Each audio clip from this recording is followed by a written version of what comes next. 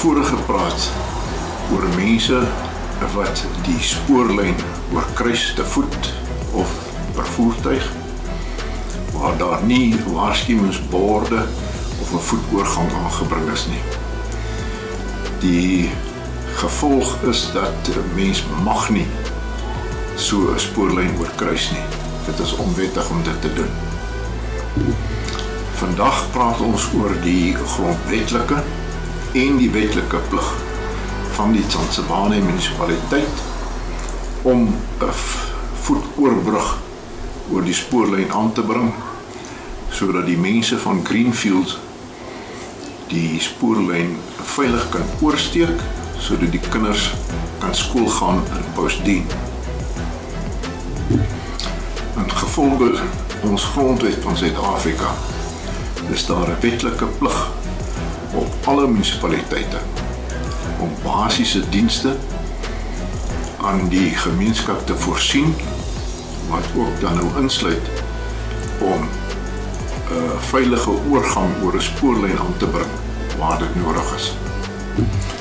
In Januarie van 2024 was daar 'n Hooggeregshof uitspraak in die Oos-Kaap waar die munisipaliteit aansoek gedoen het om appel teen die vorige uitspraak van die Hooggeregshof dat die munisipaliteit verplig is om 'n veilige oorgang oor 'n spoorlyn aan te bring. Die aansoek van appel is van die hand gewys en die hof het beslis dat daar 'n wetlike plig op die munisipaliteit is om so 'n veilige oorgang oor 'n spoorlyn aan te bring.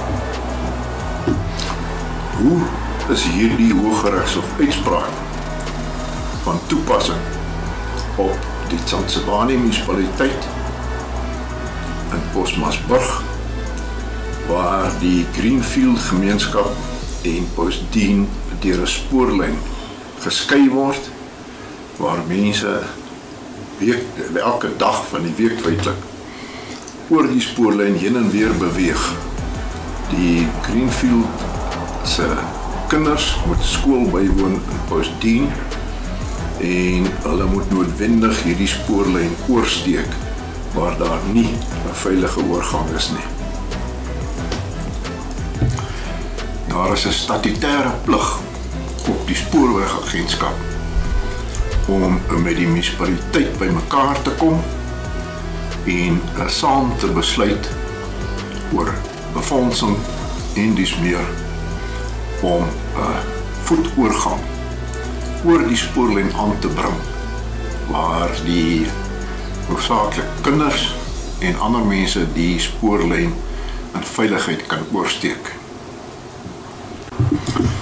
Indien die munisipaliteit en die spoorwegagentskap nalat om so 'n voetbrug aan te bring, kan hulle deur 'n hofbevel verplig word om die voetoorbrug oor die spoorlyn aan te bring. As 'n praktiserende prokureur met 'n baie ervaring van navorsing vir sake wat ek hanteer, is ek van mening dat nie die Tsansebane munisipaliteit en of die spoorwegagentskap bewus is van hierdie Oos-Kaapse Hooggeregshof uitspraak wat 'n munisipaliteit verplig om 'n spoorweg oorbrug aan te bring.